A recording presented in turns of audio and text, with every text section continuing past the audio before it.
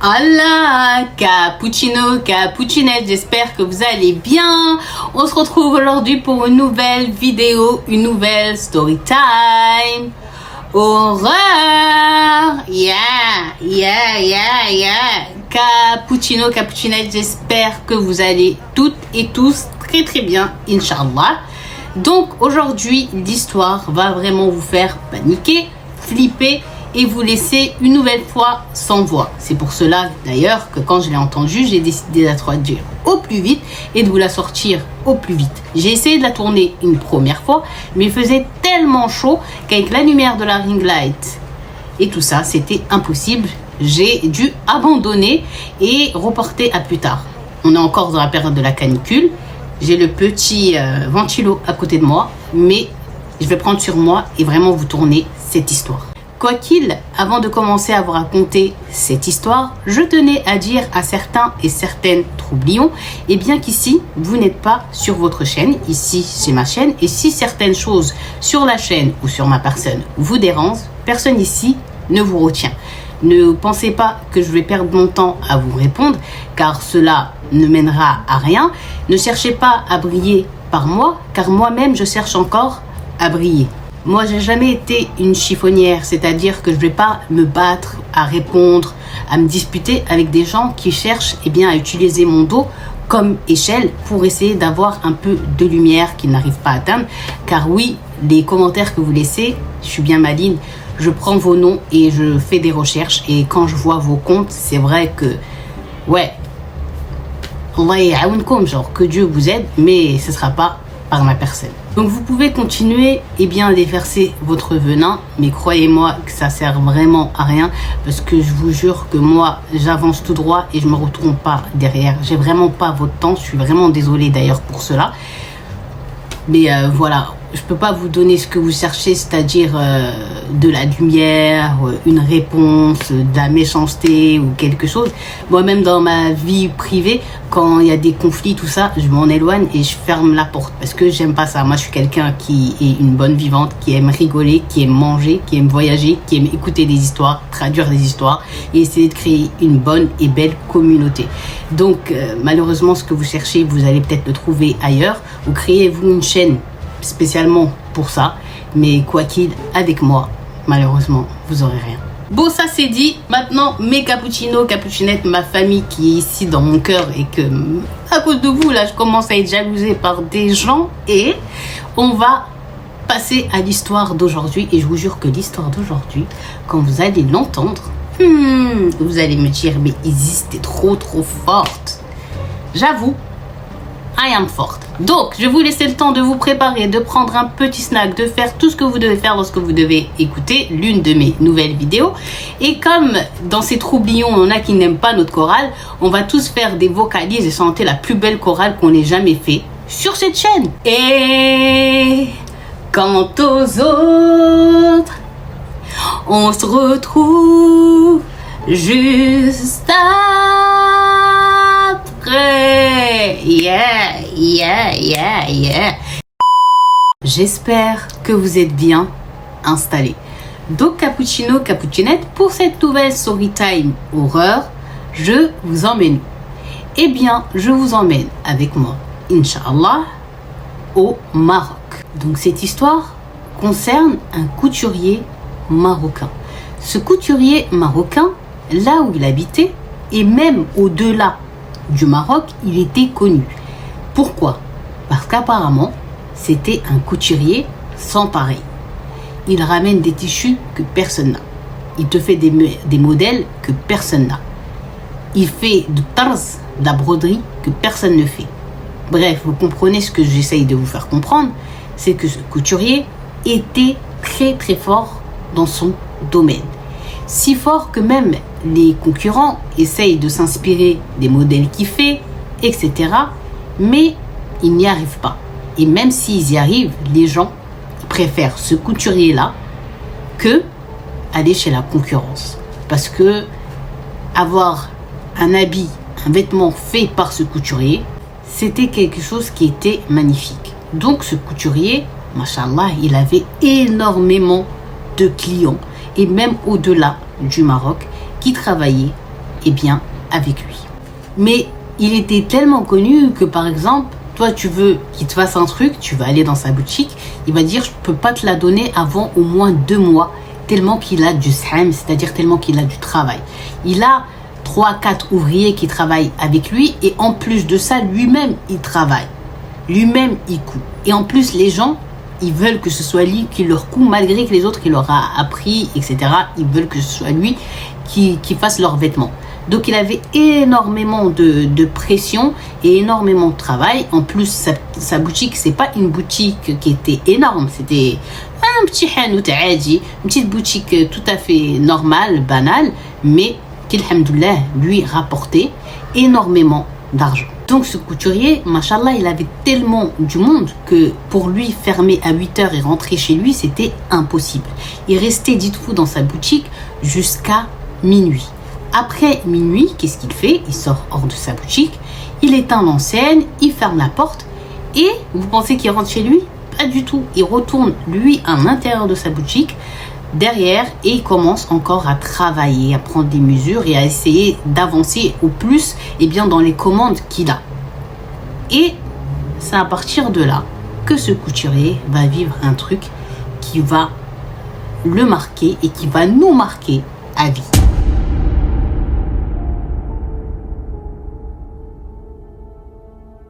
Donc il dit, un soir, il fait comme à son habitude, dès que minuit arrive, il sort, il éteint l'enseigne, il referme la porte, mais cette fois il n'a pas fermé la porte genre verrouillée, il l'a laissé genre comme ça. Et puis il retourne à son travail en train de faire ses coutures, etc. Donc il était en train de dessiner les modèles et tout ça, de s'inspirer, qu'est-ce qu'il allait faire avec toutes les commandes qu'il a fait. Et il était assis, dit, à son bureau, et devant lui il y a un tout petit comptoir. Et il dit, d'un coup d'un seul, il commence à avoir chaud. Une chaleur bizarre, mais avant qu'il ne ressente la chaleur, il nous dit qu'il sent que il y a quelque chose qui le dérange ce soir-là dans sa boutique. Il a un mauvais pressentiment, mais il ne sait pas de quoi ça peut provenir. Mais il ne s'attarde pas trop dessus. Et c'est là, au bout de quelques minutes, qu'il va ressentir la chaleur et aussi commencer à sentir de l'odeur de brûlé, du cramé. Il nous dit là, il ne sait pas comment, il ne sait pas pourquoi, mais il sent qu'il doit relever sa tête et regarder. Et en relevant sa tête et en regardant, il tombe sur une femme et un homme. Il n'a pas entendu la porte. Vous savez, les petites cloches qu'on met quand le client il ouvre la porte et tout, de la boutique, vu que ce soir-là, elle n'était pas fermée. Quand ces personnes elles sont rentrées, il aurait dû entendre. Là, il n'a rien entendu. Il a dit en plus, que ce soit la femme ou l'homme, il faisait archi peur. Ils étaient d'une couleur de peau noire, mais pas un noir normal qu'on a l'habitude de voir. Non, quelque chose, il a dit, d'impossible à décrire. En plus, ils étaient habillés tous les deux de noir. Ils faisaient peur, ils parlaient pas. Ils étaient juste en train de le regarder avec un regard genre flippant. Et il a dit là, il a commencé à avoir mal au ventre et à paniquer. Surtout que, il est un peu plus de minuit, il n'y a personne. La rue est vide. Donc s'il décide de l'attaquer, de lui faire quelque chose, qui va lui venir en aide? Il est en panique et eux, ils continuent juste à le regarder avec un regard genre mauvais. Donc directement, instinctivement, le couturier, le pauvre, il va dire je suis fermé là. Il faut revenir demain. Revenez demain, il n'y a pas de problème. Mais là, je suis désolé, c'est fermé. Et il dit, c'est pas, ils se sont dit, ok, on revient demain, ils sont partis. Non. La femme, elle a sorti, dit, une sésou. Un tissu, tac, elle a avancé devant lui, elle a posé sur sa table. Et tout ça encore, en ne parlant pas. Excusez-moi si vous entendez mon ventilo, mais j'ai vraiment trop chaud. Donc, quand cette femme, elle a posé le tissu sur le bureau du couturier, il s'en a approché, il a regardé. Et là, directement, il a senti que c'était ça la cause du cramé qu'il sentait dans sa boutique, mais il ne savait pas d'où ça venait. Et il a dit, le tissu, il ne peut même pas nous expliquer comment il était chelou, comment il était bizarre. Il a dit toute sa vie, depuis qu'il est petit garçon, c'est un couturier, il a appris la couture, il a travaillé sur toutes les sortes de tissus qui existent. Il a dit dans sa vie, il n'a jamais vu ce tissu que cette femme venait de déposer devant lui. Il a dit un tissu rarib, genre bizarre. tu le regardes, ça te donne la chair de poule. Mais il faut que vous compreniez bien, cappuccino, cappuccinette, que ce tissu, il est trop bizarre. C'est pas un tissu dit adi, c'est-à-dire dit normal. C'est quelque chose qu'on verra jamais, Inch'Allah déjà, mais qu'on verra jamais, mais que lui, dans son domaine, vous vous rendez compte, il a dit les yeux fermés, lui, il peut te dire, ça c'est de la soie, ça c'est du lin, ça c'est du ci, ça c'est du ça. Il connaît, ses mains, ils sont habitués les yeux fermés. Mais ça, il a dit, c'est quelque chose. Il peut même pas coudre, il a dit, il sait même pas. C'est quelque chose qui, je vais inventer un mot, cousable. C'est pas quelque chose que je peux coudre, il dit. C'est quelque chose qui est bizarre. Ça lui a fait mal au ventre, ça lui a fait mal à la tête. Et dites-vous que jusqu'alors, les deux personnes-là n'ont toujours pas parlé. Donc il a dit, il faut qu'il dise à cette cliente que ce tissu, il est inexploitable, jamais cousu une telle sorte de tissu, ça fait des années que je suis couturier, j'ai jamais vu ce tissu, c'est quoi, donc je peux rien faire pour vous. Donc il va la respecter parce qu'il dit qu'elle a l'air d'avoir un certain âge. Il va lui dire ya khala, genre ma tante, par respect, tu vois. Et là, elle va lui faire comme ça, genre tam, tais-toi, et elle va se mettre à parler. Il dit là, quand il a entendu sa voix, de sa racine des cheveux jusqu'à son orteil, ses orteils de pied, il a tremblé. Il a dit comment une femme, elle a une voix aussi grave que ça, aussi forte que ça, aussi flippante que ça. Il n'avait jamais entendu une femme avec un timbre de voix aussi apeurant. Voilà ce qu'elle lui a dit avec cette voix qui faisait flipper. Dans 2 jours, j'ai un mariage et c'est moi la mariée. Je veux que tu me fasses une robe comme tu n'as jamais faite. Et dans 2 jours, je viendrai la chercher. Dans 2 jours. Et elle poursuit en lui disant, tu ne pourras jamais savoir ni même t'imaginer d'où est-ce que je suis venue exprès pour toi. Parce que j'ai entendu parler de ton don, de ton talent de couturier. Et je préfère te prévenir à l'avance que si dans les 2 jours, eh bien, ma robe n'est pas prête, eh bien, tu n'es pas prêt à ce qu'il devra t'arriver. Donc là, le couturier nous dit, le pauvre, il était en panique. Et d'ailleurs, il dit que ça se voyait très bien sur lui qu'il avait peur de ces 2 personnes. Et il dit, il savait pas quoi répondre. S'il lui dit oui, il dit, c'est pas vrai, il pourra jamais coudre. Eh bien, en seulement 2 jours, pour cette femme, pour cette personne, c'est impossible. Et s'il lui dit non, il dit qu'il avait peur parce qu'il ne sait pas ça va être quoi leur réaction. Donc là, il dit, il était perdu et surtout en panique. Donc là, il lui dit, ouais, je suis désolée, mais j'ai trop de choses, ça va être... Elle lui a dit, stop, lève-toi et prends mes mesures. Donc là, il va se lever et lui dire, ok, d'accord. Il lui dit, est-ce que vous avez ramené avec vous un tissu, une robe pour que je puisse prendre dessus des mesures ou que j'ai un modèle, quelque chose quoi. Donc il dit, il sait pas d'où, elle s'est juste tournée comme ça, elle a sorti un sac et dedans il y avait un vêtement à elle. Bon là, il va lui dire quand même, il faut que je vous prenne des mesures. Est-ce que vous m'autorisez genre en gros à un peu vous toucher quoi. Elle va lui faire comme ça. Il a dit, le couturier, durant toute sa carrière, il n'a jamais travaillé comme ça, des mesures, prendre aussi tard, parler sous la pression et tout. Et il a dit, il est tout seul, l'odeur est atroce, l'odeur fait peur, ces personnes font peur, la voix de cette femme est extrêmement apeurante, il fait tard, il est tout seul. Donc il a dit, il ne pouvait pas faire le malin. Donc là, il va s'avancer derrière cette femme pour commencer à mesurer ses épaules, etc., etc.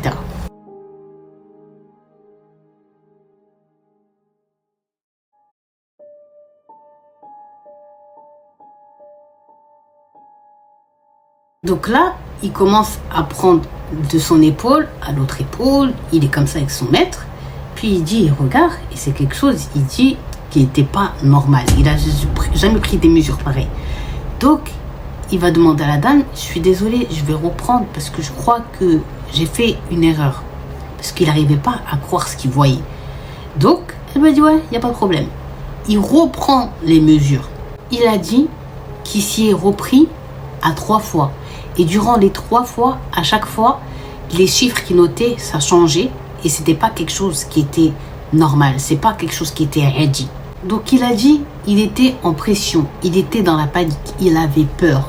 Il a dit, malgré que c'est quelqu'un qui fait la prière, qui craint Dieu et tout, mais il a dit d'être dans une situation comme ça, il s'est senti trop mal et il savait plus quoi faire. Donc là où il prenait les mesures, il reprenait genre 2-3 fois. À un moment donné, il a tellement un doute sur s'il a bien noté à cause de la pression qu'elle lui avait mis, qu'il va lui redemander est-ce que c'est possible de refaire. Et là, elle va s'énerver, il dit. Elle va prendre le sac où il y avait l'autre tenue. Et elle lui dit tu prends les mesures sur ça et en gros t'arrêtes de me saouler et je te préviens 2 jours, pas un jour de plus, pas un jour de moins, 2 jours. Donc là, il dit, il sent dans son dos les gouttes de transpiration qui coulent sur son front. Il se sent et se voit trembler de la tête aux pieds et il va faire de la tête. Ok, il n'arrive même plus à parler tellement qu'il est dans la peur. Et elle le remenace une dernière fois pour bien lui faire comprendre qu'elle rigole pas avec lui. Et elle est sortie du magasin avec l'homme qui l'accompagnait. De là, lui dit, il est resté assis sur sa chaise à regarder le tissu sur lequel elle voulait qu'il travaille, qui était en gros sa robe de mariée, avec l'autre tissu et sur quoi il doit prendre des mesures, le modèle et tout.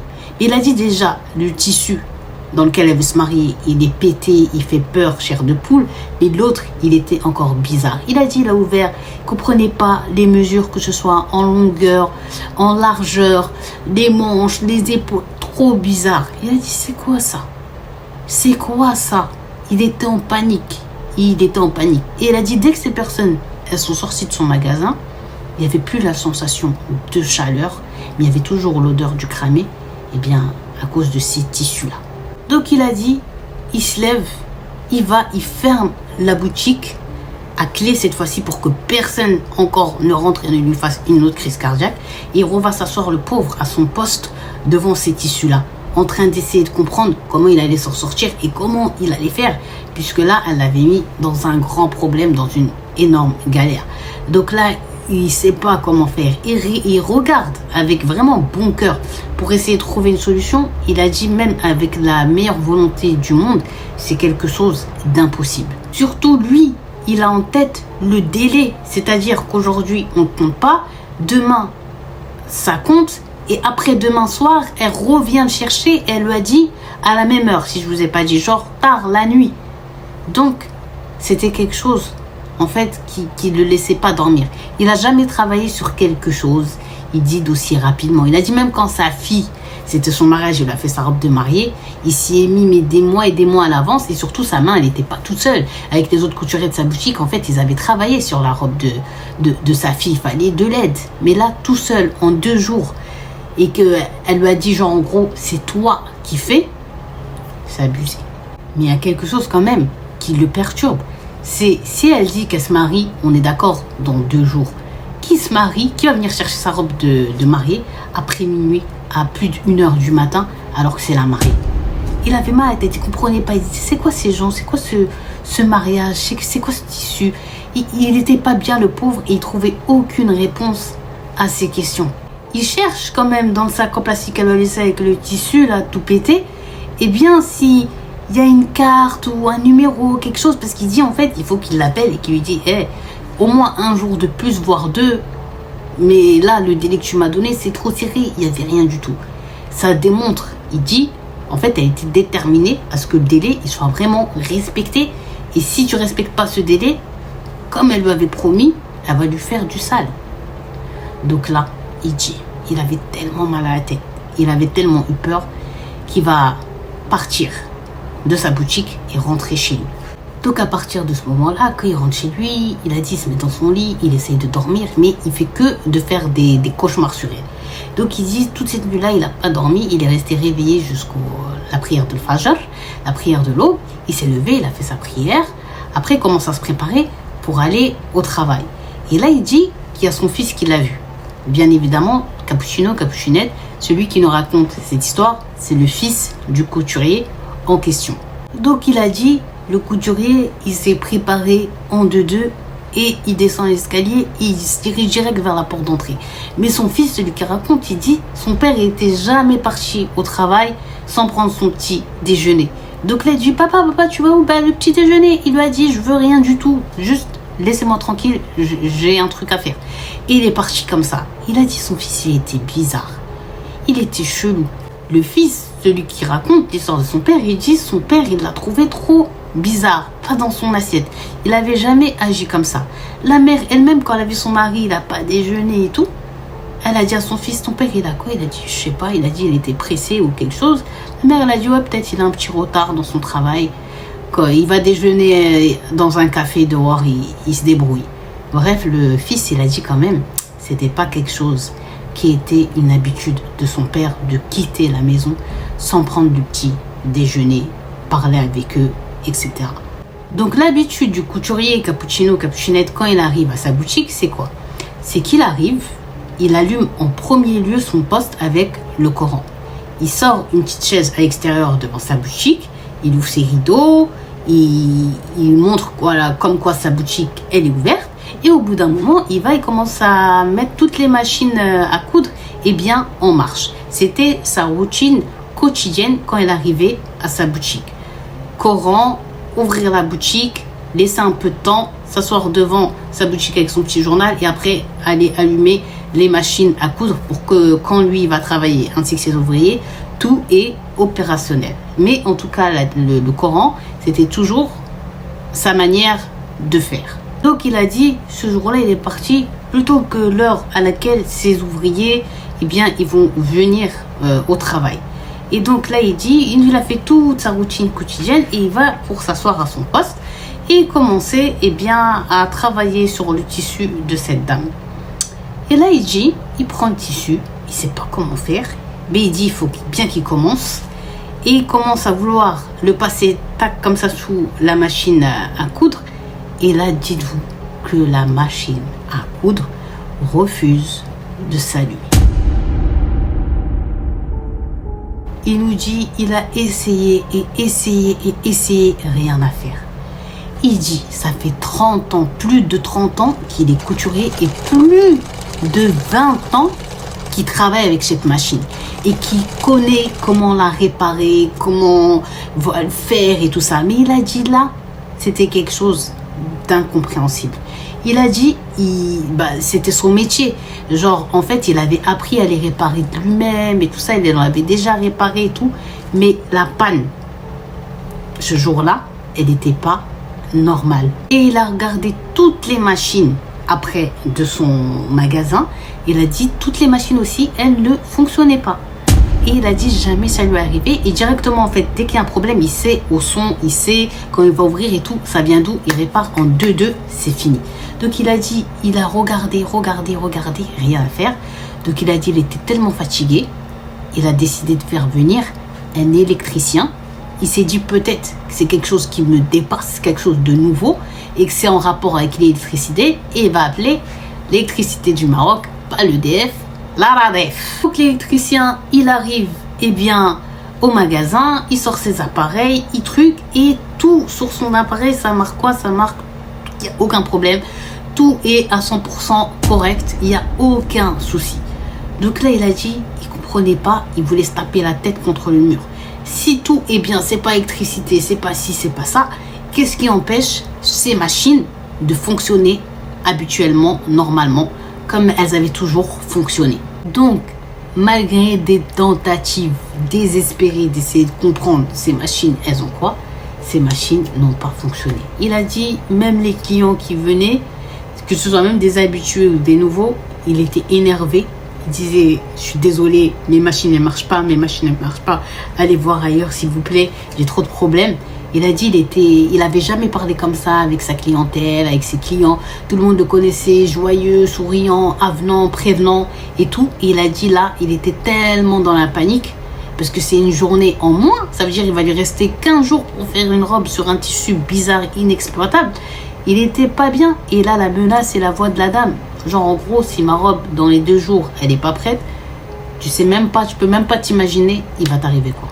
Donc, Toute la journée, il est resté dans sa boutique. Il a même renvoyé ses couturiers. Il leur a dit, parce que ça sert à rien que vous restiez alors que vous n'allez pas travailler. C'est mieux que vous rentriez chez vous. Il est resté tout seul, le pauvre, assis dans sa boutique, à essayer tant bien que mal à ouvrir ses machines, à essayer de comprendre, mais sans aucun résultat. Et à un moment donné, il est fatigué. Et le maghrib, il arrive, c'est-à-dire c'est l'heure du coucher du soleil. Il est là, il est pensif, il n'est pas bien. Et qui entre dans la boutique? C'est ça, la femme. Elle rentre, ni salam, ni kalam, rien du tout. Il est où mon tissu? T'as fait quoi? C'est quoi tes avancées? Comment tu l'as designé? Il a dit, là, il pouvait même pas lui dire. En fait, il a dit, il pouvait pas lui dire que les machines, elles marchaient pas, et surtout qu'il avait rien fait, même pas commencé à mettre une aiguille sur son tissu, tellement qu'il avait peur d'elle. Donc, il a commencé à bégayer, à lui dire, ouais, hop, tu sais quoi, j'ai commencé à travailler dessus et tout, et j'avais bien avancé un peu, tu vois. Et dès que, voilà, la machine, elle marche pas. La machine à coudre, elle a pété, je sais pas, il se passe quoi. J'ai amené un électricien, je les ai ouverts moi-même, j'ai regardé aucune des machines à coudre qui sont là, ne fonctionne, et je sais pas quoi faire. Je sais pas quoi faire. Elle lui a dit, la dame, comment ça la machine? Elle est cassée. Comment ça?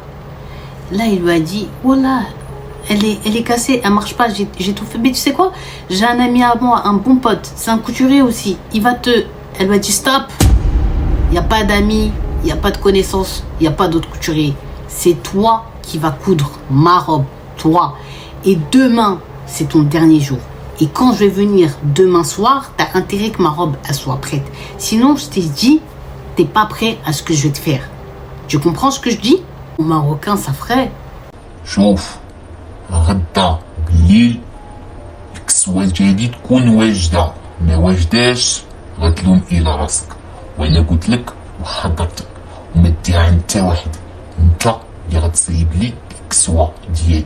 Donc là, il a essayé de lui dire, mais la machine, truc, elle a tourné les talons, elle est partie, il continue à parler, mais la machine, c'est la machine, mais revenez, mais, jusqu'à qu'elle est partie.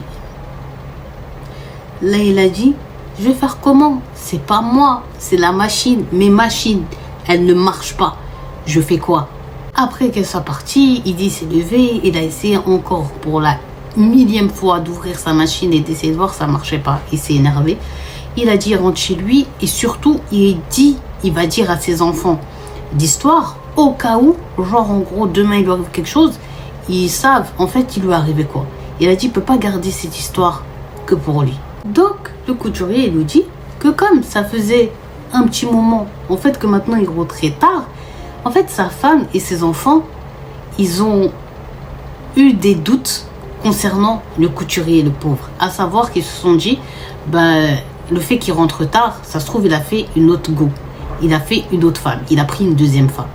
Et donc, ce jour-là, comme il est rentré plus tôt que les autres soirs, auxquels il rentrait dernièrement, quand ils l'ont vu, ils ont commencé en fait à se moquer de lui, à rigoler, à lui dire, ah, c'est bizarre aujourd'hui, tu rentres bientôt.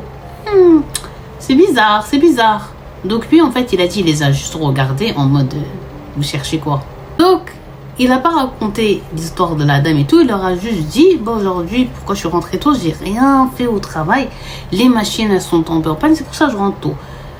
Donc là, la femme lui a dit, ah, en 30 ans, t'as jamais eu de problème de machine, ou bien tu les as toujours réglés en 2-2. Et là, bizarre, vas-y, tu sais quoi, amène-moi à ton magasin, je veux voir de mes yeux si vraiment tes machines, elles marchent pas pour que tu rentres aujourd'hui, bientôt. Donc là, il a dit, il était tellement énervé déjà de la pression que la dame, elle lui mettait, et de eux, comment ils étaient en train de rigoler et de pas croire en ses paroles, qu'il va leur dire, vas-y, levez-vous, on y va, on va aller voir, vous allez voir que les machines ne marchent pas. Donc il a dit, ils sont arrivés à la boutique et tout ça, il a ouvert, tout était éteint dans la boutique, il allume, il va à côté de son poste, et genre, fièrement, tu vois, il met son pied et tout sur la pédale de la machine à coudre, comme ça, genre, vous voyez ce que je vous ai dit, mais il fait ça, tac, et là, la machine, elle fait, elle marche normal. Il a dit, il était en panique, il a rien compris. Là, sa femme et son fils, ils se sont regardés.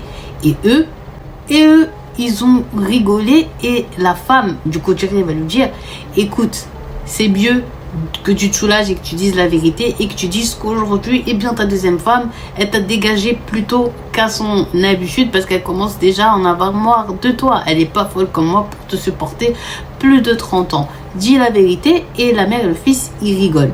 Et là, il dit le couturier, il était énervé, devenu tout rouge. Il lui a dit n'importe quoi. Arrête de m'inventer une vie. Je te jure que toute la journée, les machines n'ont pas fonctionné. Sur Allah. Qu'est-ce que tu veux que je te dise de plus? Donc là, sa femme, elle lui a dit, arrête de jurer, c'est bon. Elle était plus morte de rire qu'autre chose.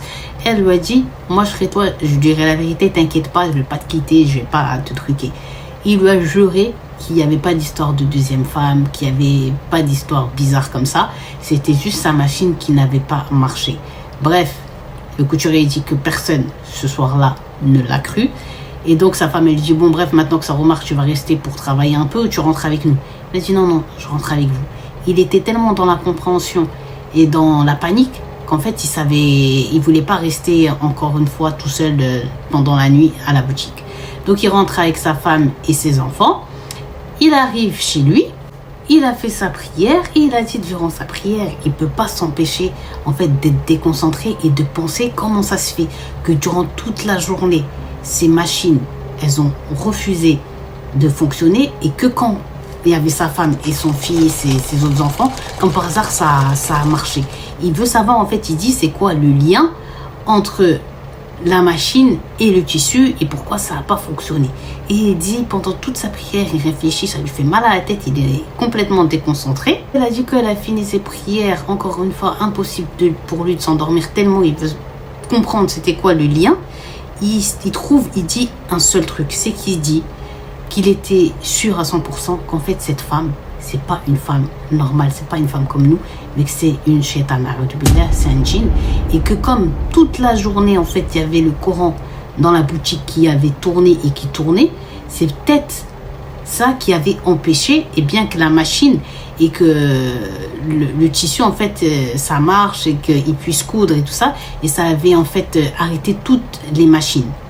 Il a dit il y a que ça qui lui semblait logique. Donc il était tellement convaincu de sa théorie qu'il se dit, demain en arrivant à la boutique, je vais pas mettre le Coran, je vais voir si là ça va marcher et que je vais pouvoir enfin travailler sur ce tissu.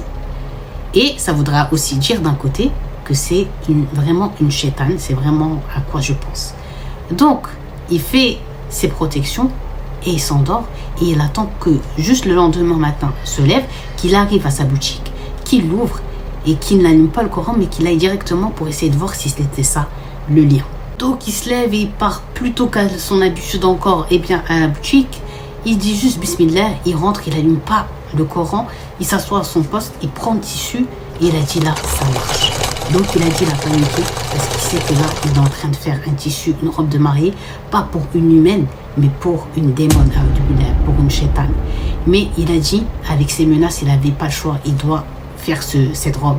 Donc il a dit il coud le plus possible qu'il peut parce qu'on est le jour d'Ij, le jour où elle veut venir récupérer sa robe. Et donc là il dit il travaille, il a dit il sait qu'il a des erreurs, il sait que c'est pas la couture qu'il fait à son habitude, il sait que c'est pas le modèle qu'il aimerait sortir, qu'il aimerait faire, mais lui en fait il va juste faire la confection d'une robe et en fait il s'en fiche de la forme, il s'en fout de tout. Il veut juste que quand elle vient sa robe, elle voit une robe, elle prend et elle s'en va. Et il dit ce jour-là, dans l'impression dans laquelle il était, des clients de partout qui vont venir. Et il a dit, va chez un tel. Et les clients, non, on veut que c'est toi, s'il te plaît. J'ai dit, va chez un tel, ou prends un de mes couturiers, c'est pareil. Tout là, je suis concentré, il faut pas me déconcentrer. Tout ça, il a dit, c'est pris la tête même avec certains clients qui ont dit, ouais, on a toujours entendu que, voilà, c'est des gens qui ont dit que t'étais bien et tout ça. Il disait, ouais, moi, je suis pas là. Laissez-moi, laissez-moi. Le pauvre, tellement que, vous imaginez la peur dans laquelle il était. Et il peut même pas parler, même pas dire pourquoi il est comme ça, le pauvre.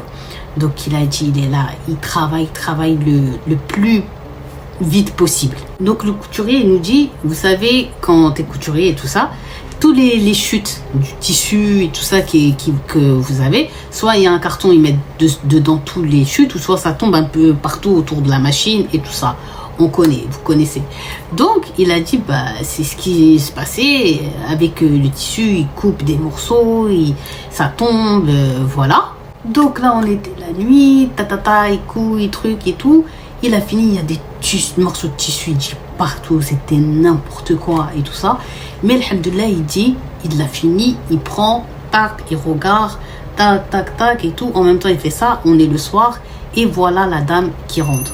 Ni salam, encore une fois, ni kalam, ni rien du tout. Wen tobi, genre en gros, il est où mon tissu, elle est où ma robe? Il a dit d'habitude, lui, il n'y a aucun de ses clients qui part avec le vêtement ou le truc qu'il aura confectionné sans qu'il passe par la cabine d'essayage, vous savez, pour faire peut-être s'il y a des retouches et tout ça. Mais il a dit là, il voulait même pas lui proposer ça et tout. Il dit parce que là, elle est venue. Alors, il a dit les autres soirs, elle faisait peur. Mais ce soir-là, c'était quelque chose d'horrible. L'odeur, sa tête, les vêtements qu'elle portait, ses ongles, tout. Mais il a dit, comme maintenant, en fait, il avait compris c'était quoi. Il a dit, il va pas trop faire le malin ou trop lui montrer, vous savez, qu'il a peur d'elle, qu'il la craint et tout. Parce qu'il se dit, si elle comprend qu'il avait compris sa nature, elle peut peut-être potentiellement, et c'est sûr, selon ses menaces, c'est bien lui faire du mal. Mais il faut bien que vous compreniez que là, sa tête, genre un peu, en fait, elle était vraiment venue en sa vraie tête du genou, quoi, avec Bilal. Vous imaginez? Donc il a dit, son cœur, il l'entend dans ses oreilles battre.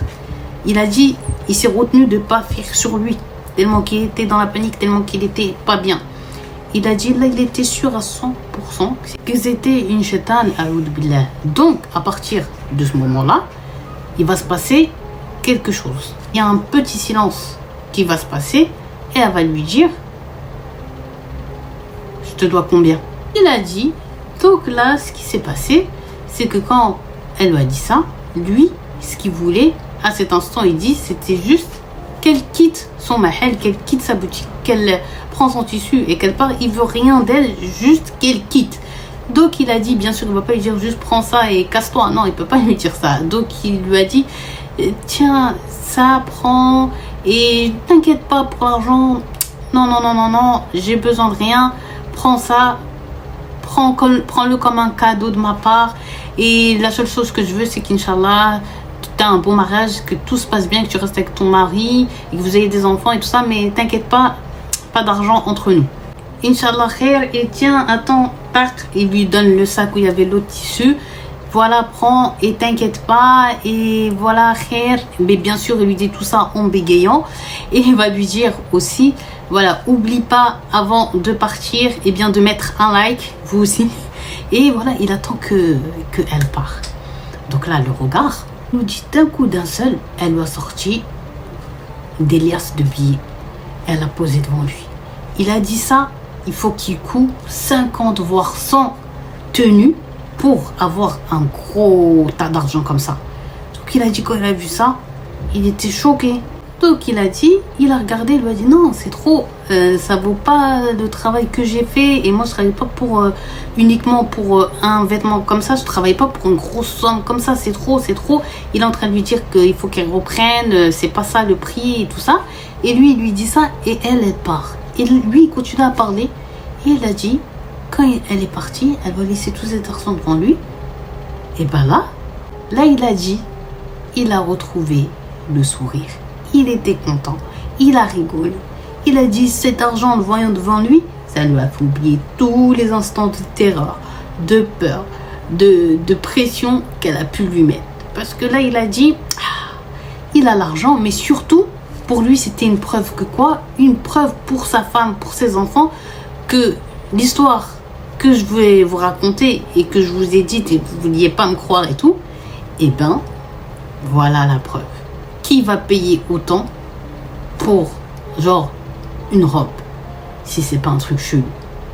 Donc là, il a dit, il rentre chez lui, il était content. Et je sais pas si je l'ai dit plus haut, mais au bout d'un moment, quand même, avec toute la peur, quand il est rentré chez lui, un jour, sa femme et son fils, l'aîné, celui qui raconte, ils l'ont pris en guet-apens et ils lui ont dit de raconter l'histoire. Alors comme eux, ils n'arrêtaient pas de dire qu'il a une autre femme, etc., il leur avait raconté. bien qu'il y avait une femme bizarre et tout ça qui était venue à sa boutique. Mais là, ils avaient rigolé et il l'avait malheureusement toujours pas cru. Donc pour lui, avoir cet argent entre les mains, cette grosse somme, allait lui prouver bien, qu'il n'avait pas menti. Il a dit, il se lève de sa boutique, il éteint tout et il met le Coran. Il a dit, il avait déjà dit dans sa tête que quand il finirait le travail bizarre avec cette chose, il mettrait le Coran pour purifier sa boutique et aussi il va voir si quand demain il va venir, ces machines elles vont marcher ou pas. Vous savez l'histoire du lien.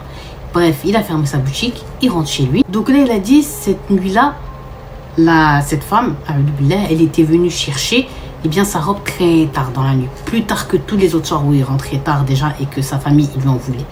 Et là, c'est encore pire. Mais là, il pensait quand même, en rentrant, il va trouver sa femme ou ses enfants qui l'attendent. Mais que nenni, ils étaient tous endormis. Ils étaient tous dans leur 7e rêve. Donc, il a dit, il va attendre jusqu'à demain pour leur montrer l'argent et leur raconter une nouvelle fois l'histoire. Et cette fois-ci, avec l'argent en sa possession, ils vont le croire. Donc, dès le lendemain matin, au petit déjeuner, il voit quand même de la colère dans les yeux de sa femme, les yeux de ses enfants par rapport à son heure tardive à laquelle il est rentré. Donc, il se dit, ouais, ils ont encore le doute que j'ai une autre femme, que je suis mariée, etc., etc. Donc là, il va leur faire comprendre que rien de tout ça est vrai, ce qu'ils pensent eux dans la tête. Écoutez, c'est ça l'histoire et voilà ce qui m'est arrivé. Et j'ai la preuve avec moi. Donc là, Cappuccinette, il dit, raconte toute l'histoire. Et là, sa femme, c'est elle qui parle, c'est pas ses enfants.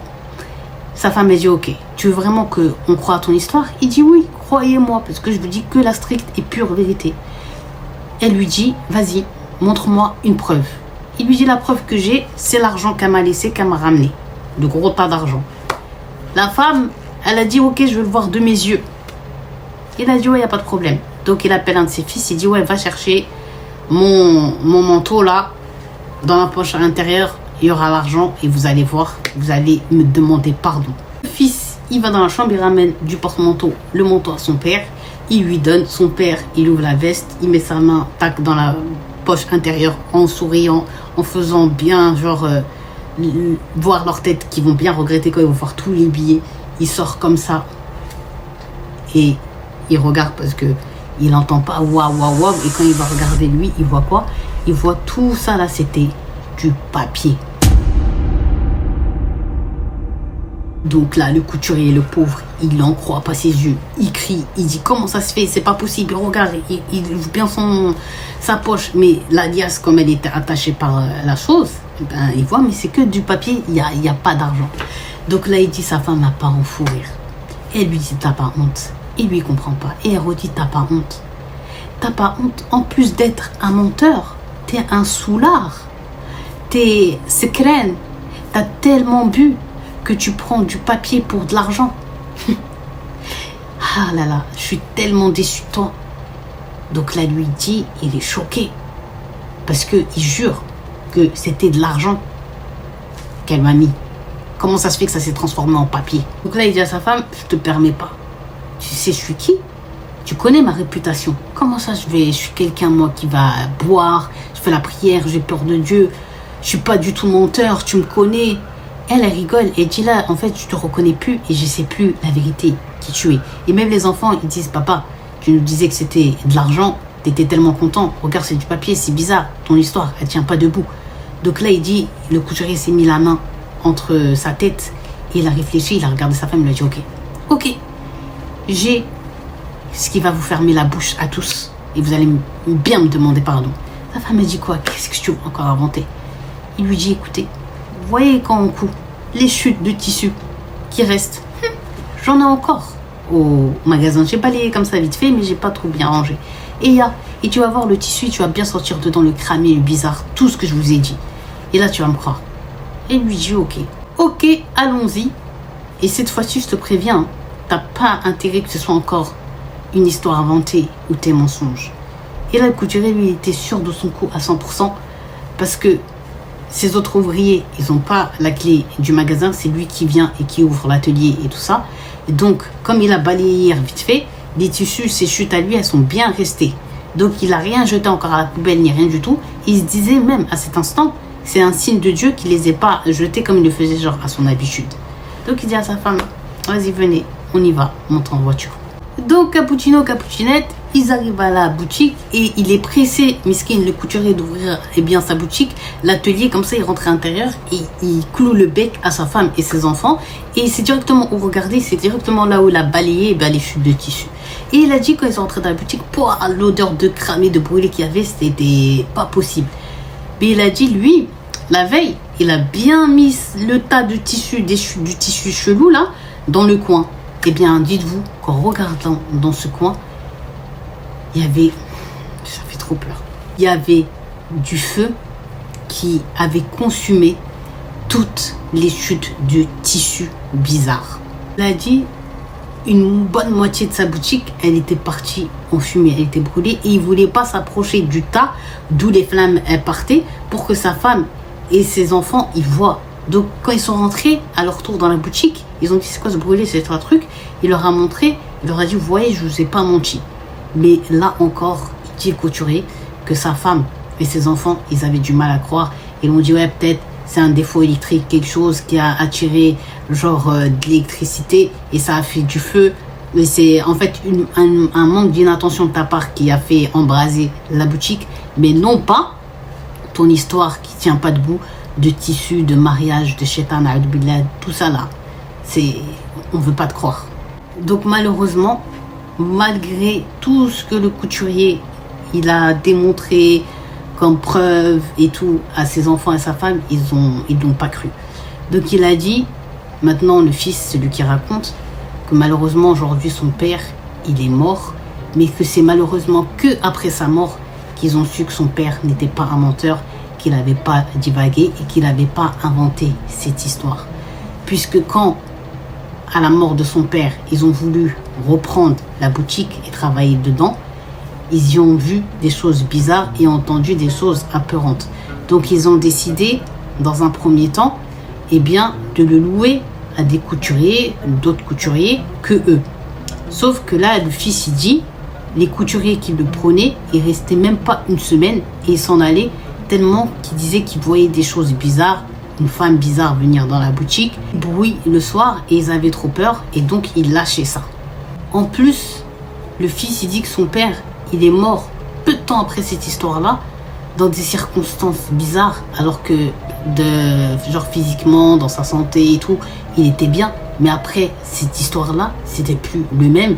Il criait durant la nuit, il disait qu'il voyait quelque chose chez lui, que que lui seul était le seul à voir, plein de choses comme ça incompréhensibles. Mais il pensait en fait juste qu'il avait perdu la tête. Mais c'est malheureusement bien trop tard, le fils il dit qu'ils ont cru à l'histoire de son père. Donc à part que les gens ils lâchaient la boutique parce que soit il leur arrivait des trucs étranges à l'intérieur, soit dans leur vie privée et tout ça, ils faisaient le lien, ils savaient que c'était à cause de la boutique elle est restée comme ça. Ça leur a fait d'énormes problèmes. Donc ils ont essayé de le mettre en vente, mais tout le monde connaît l'histoire de cette boutique et personne ne s'en approche.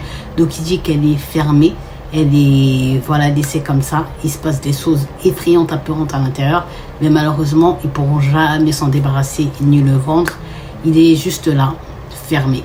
Donc, que ce soit, il dit sa mère et lui, il regrette de ne pas avoir cru le papa quand son histoire est arrivée. Mais il dit que quand il a entendu l'histoire de Nora, de Gaga, d'autres histoires dans les mariages et tout, et connaissant le talent que son père avait, il s'est dit que maintenant c'est vrai que c'était tout à fait possible. Et son père, il a bel et bien malheureusement pour lui vécu cette histoire, puisqu'il y a beaucoup de ressemblances avec toutes ces histoires connues et surtout avec le don qu'avait son père, avec ce talent qu'il avait dans la couture, qui avait dépassé les frontières du Maroc. Donc ces choses-là, ils veulent toujours, vous savez, le meilleur pour leur mariage et tout. Donc c'était l'histoire du couturier qui a fait une robe à une djinniya.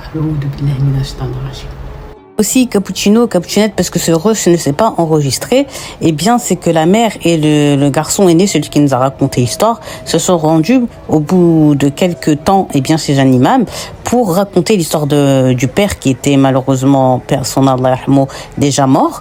Et donc l'imam il leur a dit que c'était tout à fait possible et que sa mort peut très vraisemblablement être liée avec cette démon. Donc voilà, c'était une information quand même à vous donner. J'ai fini cette vidéo.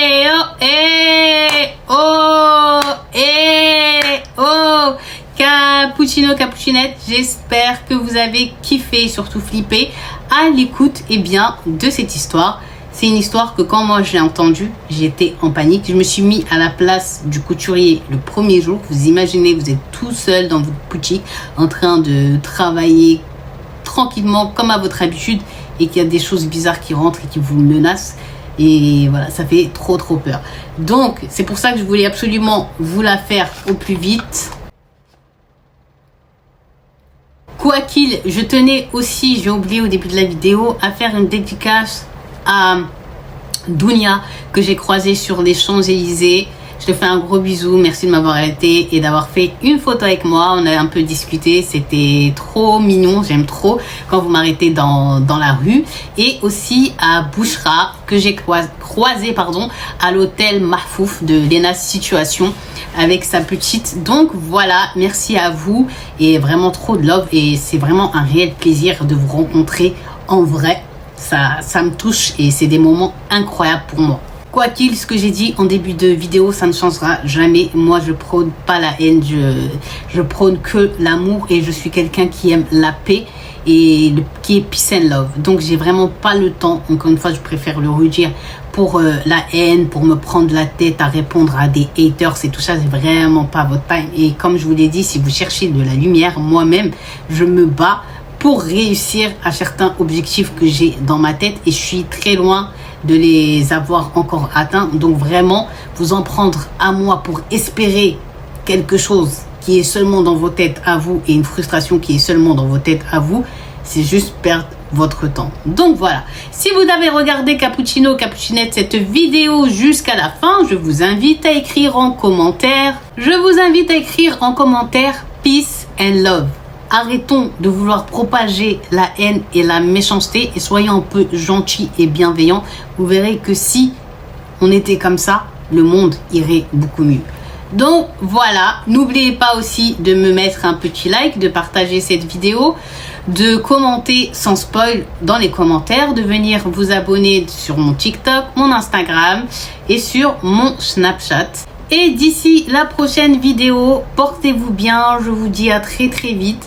Et la prochaine vidéo, je vais tout faire pour que ce soit une HDV comme je devais le faire il y a si longtemps que ça. Donc je vais vous trouver une bonne histoire, Inch'Allah, pour me rattraper et on va kiffer ensemble. Et encore une fois, avant vraiment de clôturer ce sujet et aussi cette vidéo, vous n'aurez rien de moi. Je resterai toujours avec ce sourire, avec mon cœur, avec ma personnalité et le plus honnête possible. S'il vous plaît, laissez-nous dans la paix dans laquelle on est et dans la joie. Et si ça ne vous convient pas d'être dans la paix et dans la joie, sachez que je ne vous retiens pas. Gros bisous!